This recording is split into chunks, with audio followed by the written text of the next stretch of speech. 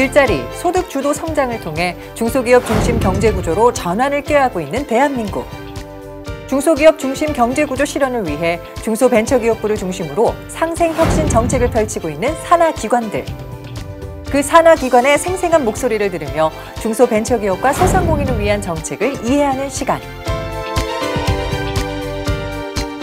빙산의 일각이라는 말 들어보셨을 텐데요.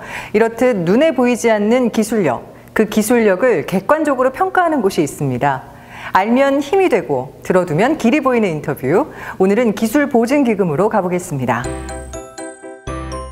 가능성에 투자하고 중소벤처기업의 빛나는 미래를 위해 함께 뛰는 희망의 금융, 기술보증기금. 4차 산업혁명 시대에 미래를 열어가고 도전하는 기술기업의 파트너, 기술보증기금 강락규 전무이사를 만나봅니다.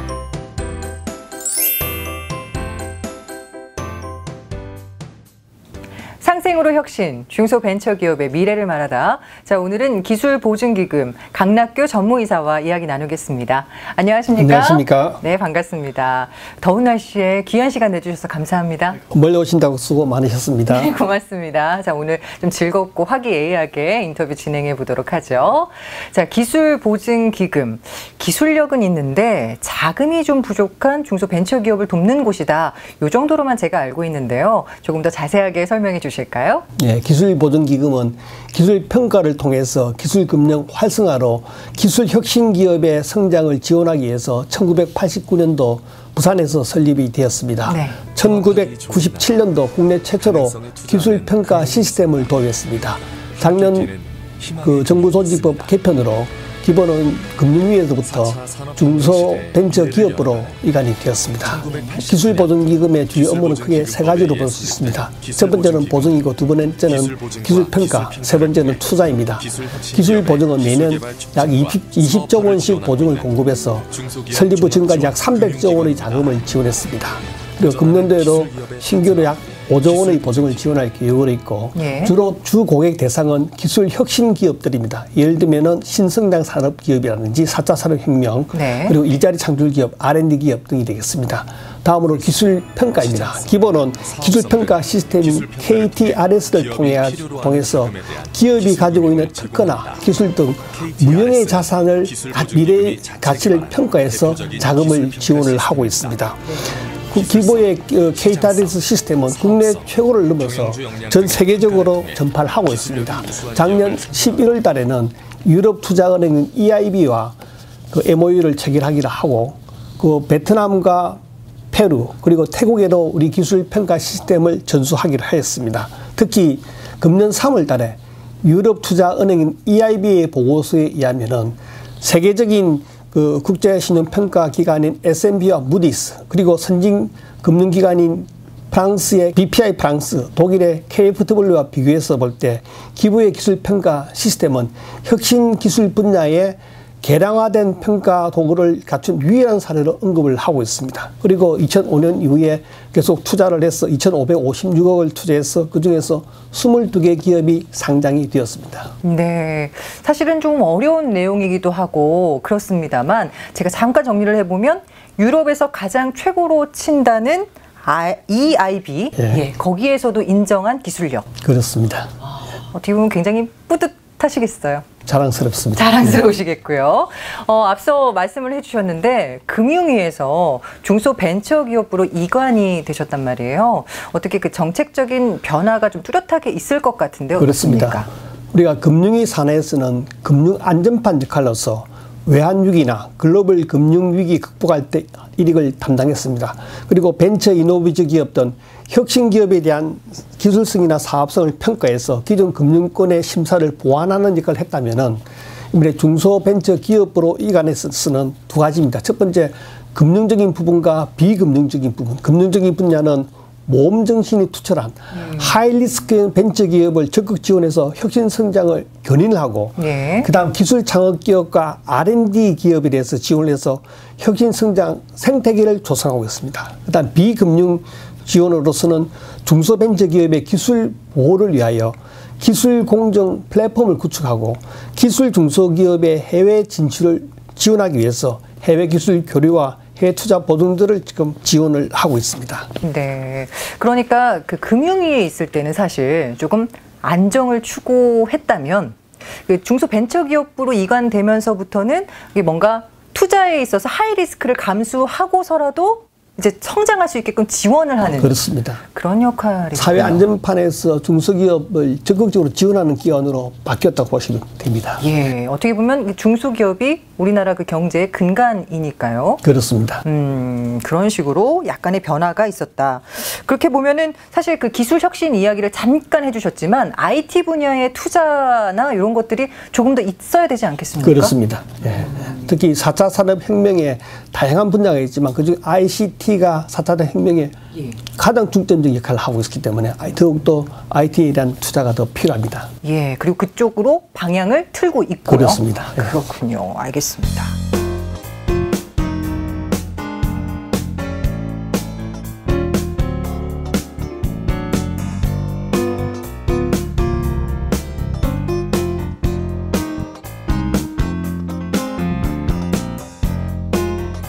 자, 요즘 우리 경제 이야기를 안 할 수가 없습니다. 많은 분들이 뭐 금리 인상에 또 많은 문제점들에 직면해 있는 상황인데요. 사실 우리 문재인 정부를 보면 소득주도 성장, 그리고 공정 경쟁, 그리고 혁신 성장을 통해서 뭔가 제도약의 발판을 마련하려고 하는데 우리 기부에서도 거기에 발맞춰서 이렇게 방향성을 나아가야 되는 것이 아니냐. 그렇습니다. 예, 어떻게 생각하시나요?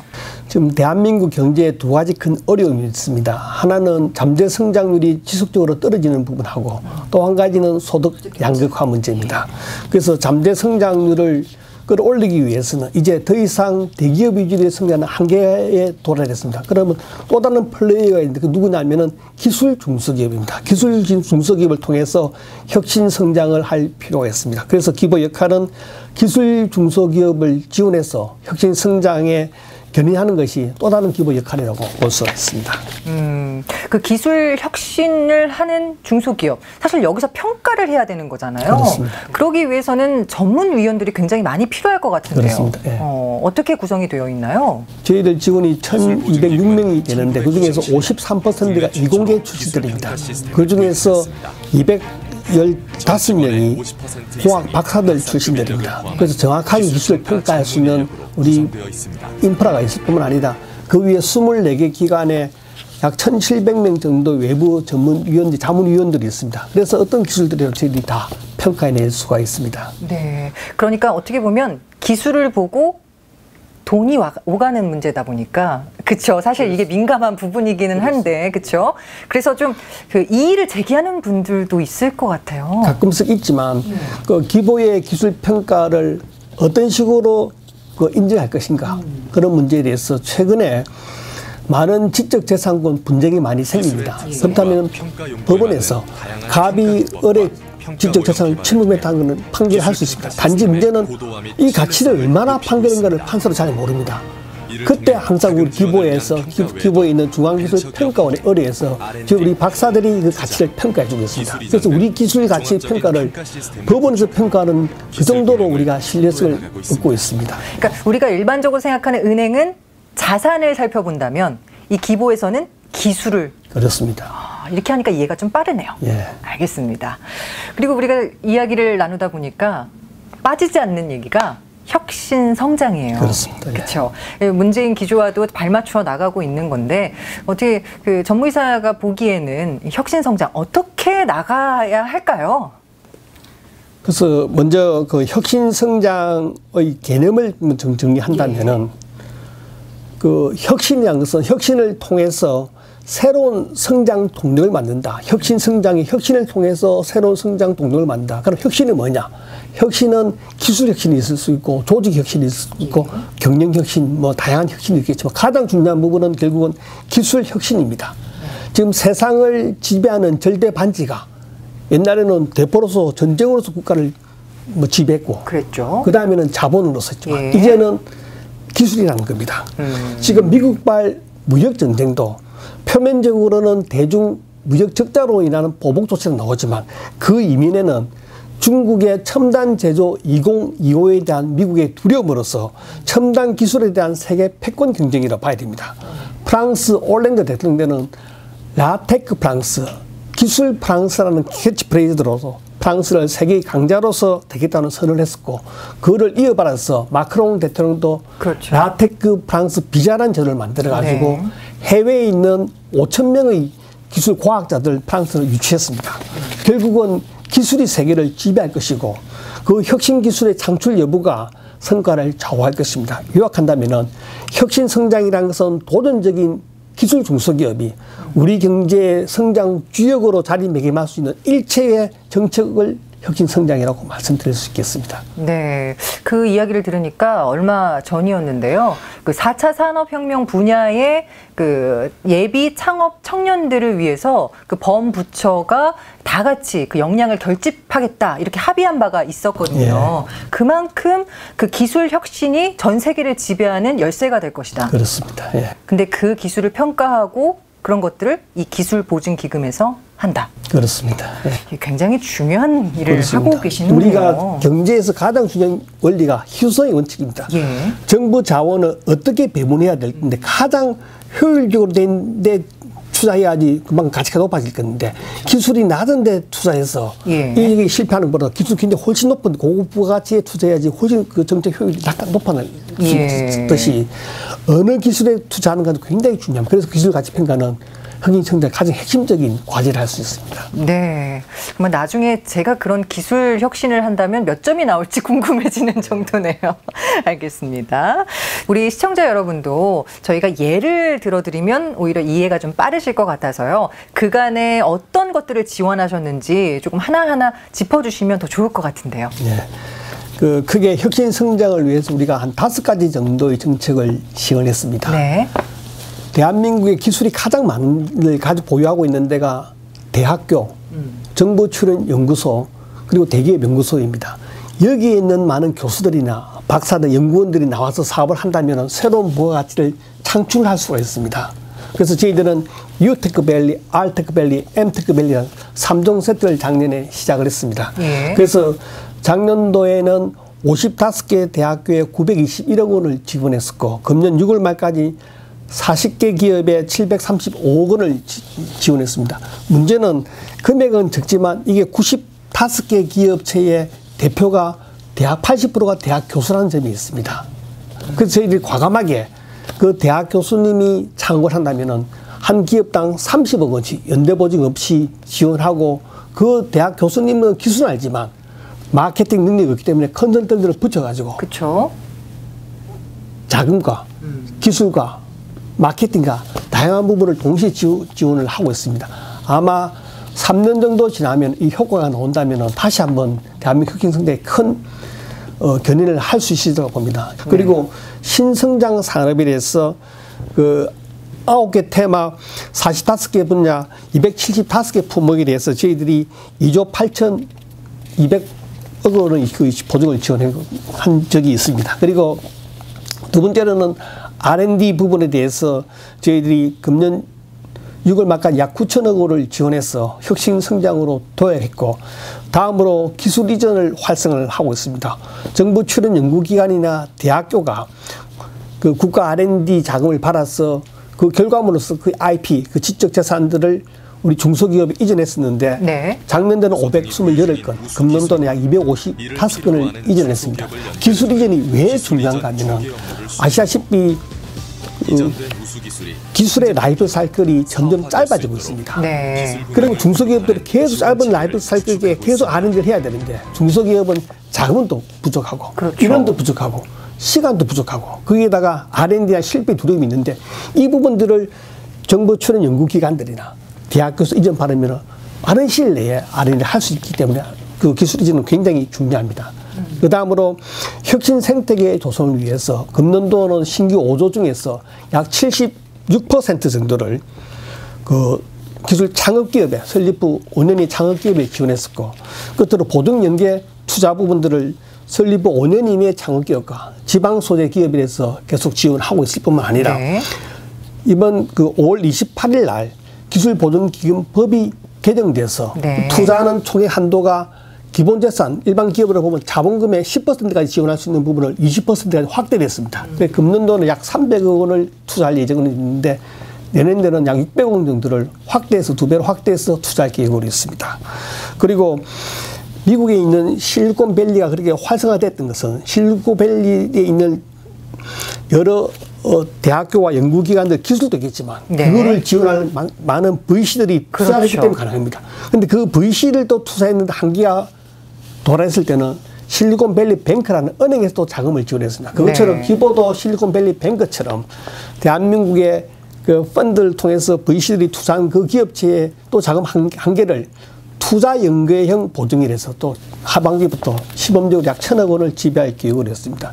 결과론적으로 저희들이 혁신형 기업에 대한 일자리 창출 효과를 작년 12월 달에 분석한 결과에 의하면 혁신형 기업과 비혁신형 기업의 차이가 확연히 드러납니다. 네. 혁신형 기업은 설립 후 8년까지 계속 직원들을 고용이 높아지고 맞아요. 있고 그리고 8년 후에도 계속 지속되는 반면에 비혁신형 기업은 설립 후 3년까지는 고용이 올라갔다가 3년 지나면 다 감소하고 있습니다. 그래서 결론적으로는 혁신형 기업이 대한민국 그 성장의 견인을 하기 때문에 혁신형 네. 기업에는 투자나 보증 지원이 확대돼야 되고 그다음 비혁신형 기업에 대해서는 R&D를 통해서 혁신형 기업으로 갈 수가 있습니다. 예를 그렇죠. 들면 담배를 피우면 담배를 만드는 제조 같은 건 그냥 일반 제조업체지만 그 담배 한 가지 RFID 칩을 꼽으면은 담배 한 배를 피움으로 인해서 몸에 대해서 일산화탄소가 쌓이고 그렇죠. 타르가 쌓이면서 혈당량이 얼마나 높아지고 혈압이 얼마나 높아지고 그래서 담배 한 갑 피움으로 인해서 평생 동안 약 며칠 동안의 생명이 단축된다는 이런 식으로 그게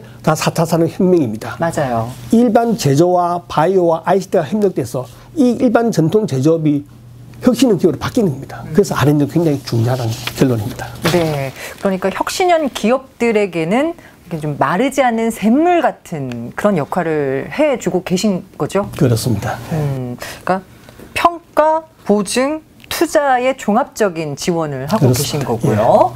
알겠습니다. 자, 어떻게 보면은 그래요. 기술 중소기업이 우리나라 경제를 견인해 나갈 주역들이란 말이죠.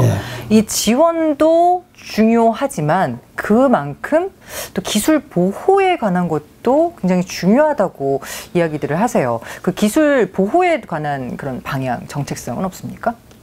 중소기업이 기술 탈취를 당하더라도 입증에는 많은 시간과 비용이 들고 있습니다. 그래서 기부에서는 이를 극복하기 위해서 기술 신탁 관리 업무와 기술 자료 거래 등록 시스템 그리고 기술 임치 제도를 내년부터 시행할 계획으로 했습니다.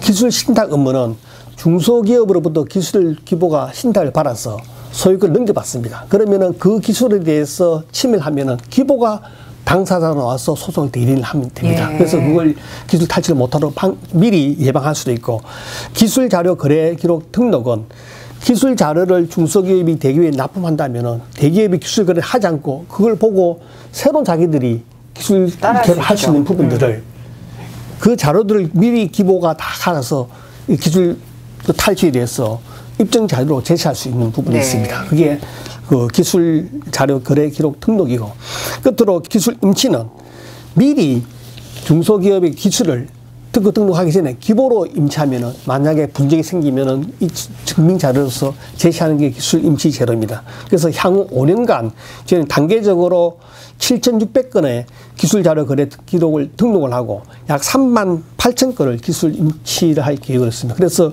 기술보호 3종 세트로서 중소기업의 기술보호 종합기관으로서 역할을 다 할 예정으로 있습니다. 네. 그 어린 시절에 그 동네에 그 무서운 언니랑 이렇게 싸울 때 보면은 저는 너무 작으니까 대신 싸울 수가 없는 거예요. 그럴 때 이제 오빠가 나와서 이리 와봐 이렇게 해가지고 이렇게 해주는 그런 느낌도 있네요. 정말 좋은 비유입니다. 그렇습니다. 그 중간에서 그렇게 든든한 역할을 기술보증기금이 해주신다는 그렇습니다. 이야기죠. 알겠습니다.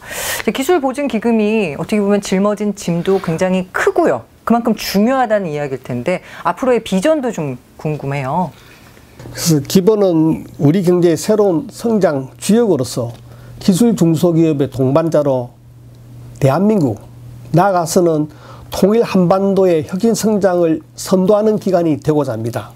지금은 소득 양극화가 잠재 성장률의 지속적인 하락으로 대한민국이 어려움 처해 있지만 이제는 추격만으로서는 성장의 한계가 있습니다. 가보지 않은 새로운 길을 또 개척해야 됩니다. 거시적으로는 미래전략 산업의 발굴과 미시적으로는 개별 기업체의 지원의 조화가 이루어서 기부도 남이 해보지 않은 새로운 시도와 혁신을 통한 변화가 필요합니다. 이를 위해서 기부를 그 기술금융의 융합 플랫폼으로 바꾸기 위해서 사업형 공사로서의 전환이 필요합니다. 기부가 단순한 보증기관이 아니라 우수한 기술 중소기업들이 실패를 두려워하지 않고 과감히 도전할 수 있도록 보증과 투자와 기술 이전과 R&D와 이런 부분을 통합적으로 지원해 나가는 게 또 다른 기부 역할이라 보고, 두 번째로는 기부가 미래 신산업을 위해서 약 3가지 정도를 좀 계획을 하고 있습니다. 첫 번째는 R&D, 두 번째는 기후기술금융, 세 번째는 남북교류협력입니다. 첫 번째 그 R&D는 대한민국에 매년 약 20조 원씩 R&D를 지원을 하고 있는데, 문제는 기술 개발 단계와 시제품 단계로 끝납니다. 결국은 사업화가 있어야 되는데, 우리가 아무리 연구소에서 연구를 만들었다고 이게 사업화가 되지 않으면 별 큰 의미가 없습니다. 그렇죠. 그래서 이 사업화 작은 부분들을 별도로 기부가 도맡아서 사업화 보증을 한다면은 굉장히 많은 R&D 효과가 있을 뿐고, 두 번째는 조금 전에 말씀드렸지만 여러 그 공공출입 연구기관과 대학교에서 매년 약 2만 개 정도의 지적재산권이 나옵니다. 이 부분들을 빨리 중소기업에 이전해서 중소기업 R&D를 지원하는 부분에서 새로운 하나의 저희들 과제입니다. 두 번째로는 기후기술 금융 활성화입니다. 미세먼지나 에너지 환경 문제가 많이 대두되고 있는데 2030 에너지 신산업 확산 전략이라는 게 있습니다. 거기에 따라서 기부도 기후기술 금융을 위해서 금년도 약 6, 9천억 원을 지원할 계획으로 있습니다. 또한 유엔 기구인 CTCN이나 유니도 그리고 와이프 그린과 협업을 통해서 개발도상국 현지 기업들과 우리나라 기후기술 기업들이 사업을 협력해서 그 해외 진출도 저희들이 지원하도록 하겠습니다. 그리고 남북 경협과 관련해서 기부도 남북 경력 협력 추진에 기부만에 또 새로운 또 준비를 하고 있다고 생각하고 있습니다. 혁신 성장의 관점에서 본다면은 남북이 서로 잘하는 것을 결합해서 새롭게 세계적인 분야를 개척할 수 있다고 봅니다. 특히 북한의 과학기술 교육 컨텐츠라든지 시장, 공장 자동화, 외 보안 기술, 원격 교육 시스템들은 세계적인 수준으로 돌아왔다고 봅니다. 특히 벤처 협회에서는 비무장지대의 첨단 산업 단지를 같이 활용해서 시너지 효과를 높지 않은 제안을 했었는데 굉장히 고무적이고 여기에 기부도 같이 참여할 계획으로 있습니다. 네. 이야기를 들어보니까 그 시야가 굉장히 넓으시군요. 어떻게 보면 남북 교류부터 해서 기후에 관련된 그런 창업 기업들에게도 이런 기술력 보증을 하겠다. 굉장히 좋은 방향이신 것 같습니다. 자, 마지막으로 이렇게 많은 도움을 받을 수 있는 이 기술보증기금 어떻게 문을 두드려야 할지 좀 궁금하고요. 그리고 또 마지막으로 시청자 여러분께 당부의 말씀까지 전해주시면 좋을 것 같네요. 네. 이때까지 말씀드린 부분들은 전국 68개 영업소를 방문해서 상담을 받을 수 있고 사업장 방문이 어려우시면 고객센터를 통해서 상담할 수 있습니다. 기본은 앞으로 국민과 기업, 정부에 꼭 필요한 기관이 될 수 있도록 충실히 역할을 다하고 기부가 끊임없이 혁신을 해서 지속적으로 발전되는 그런 기관으로 되도록 해서 노력을 하겠습니다. 네, 알겠습니다. 자, 어떻게 보면은 좀 답답했던 부분들이 이 시청을 하신 분들이라면 조금 해소가 되셨을 것 같기도 하고 저 역시도 오늘 많이 배워갑니다. 네, 지금까지 기술보증기금 강락교 전무이사와 이야기 나눴습니다. 오늘 말씀 고맙습니다. 감사합니다.